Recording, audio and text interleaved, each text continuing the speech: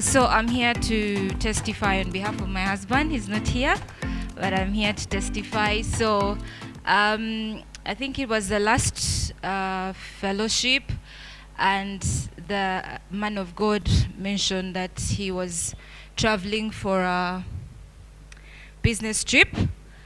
But the last 2 weeks, I have seen God work in ways like never before. So what I want to say is there has been battle. The prophet knows what has been going on, but I want to say that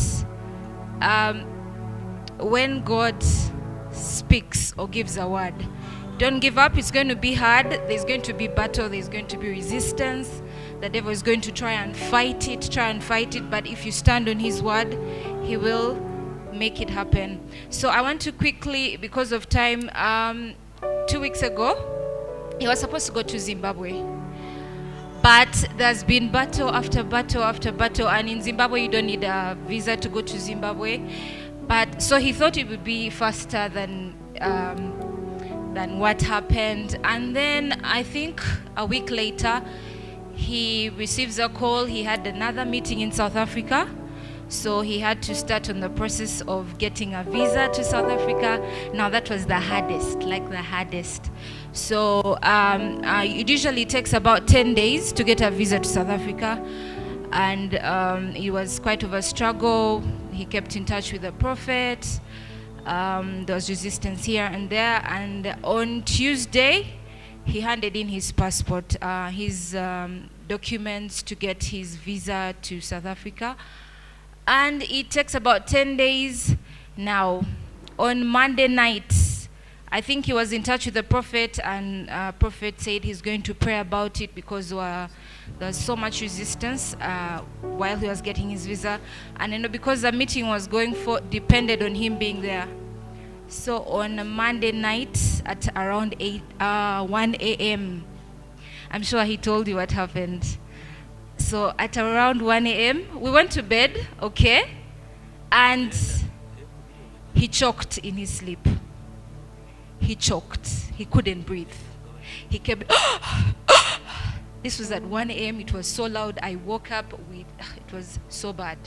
It was so bad. He couldn't breathe. And you know when something like that happens, it's either you're going or you're surviving.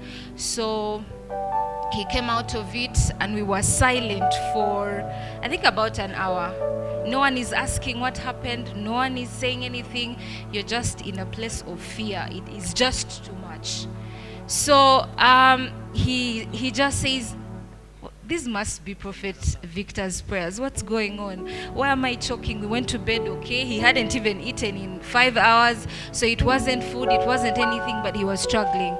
To cut the long story short, he survived that night. We woke up, he's still alive. We thank God for his life. He was able to survive that attack in the night. So on Tuesday is when he delivered his papers to start the process. And God is amazing. God puts people in your lives who help you. Don't take for granted any person God brings in your life, because you do not know when they are going to come and help you. So he had people who stood with him, and he received his visa in 3 days instead of 10 days. He got it on Thursday. He told me he couldn't wait to testify, and told me I had to represent him and testify on his behalf.